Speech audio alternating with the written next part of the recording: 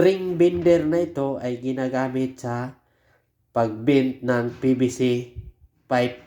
Itong maitim na tubo, yon ang gamit nito sa electrical. So, hello mga kabisimain. So, may nag-comment sa ating nakaraang video na ang electrical tools na ito ay ginagamit daw sa mga copper tube, pang bend ito.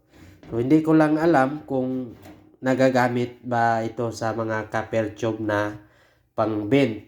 Pero ang pagkakaalam ko, ang lahat ng mga tools na ito ay ginagamit sa electrical na pang bend ng PVC pipe.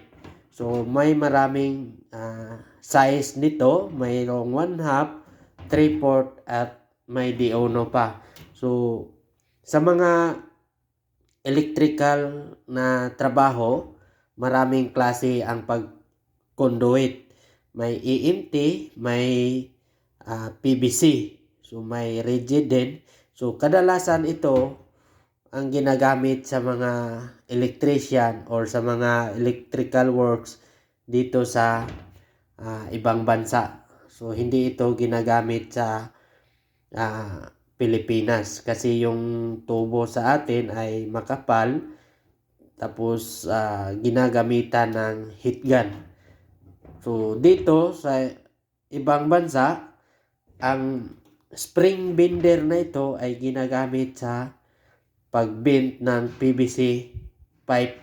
Itong maitim na tubo, yon ang gamit nito sa electrical. So napakadali lang mag-piping dito gamit ang PVC pipe kasi ito lang ang pang-bend natin sa offset, sa elbow, or mga kick sa ating tubo. So yan ang gamit nito, electrical tools ito. So sa mga nag-comment sa ating video na hindi ito applicable, ito ay pinakamahalagang gamit dito sa ibang bansa. Lahat ng mga electrical na trabaho dito, hindi nawala yung spring bender na gamit. Napakahalaga dito kasi lahat ay electrical pipe ang ginagamit dito.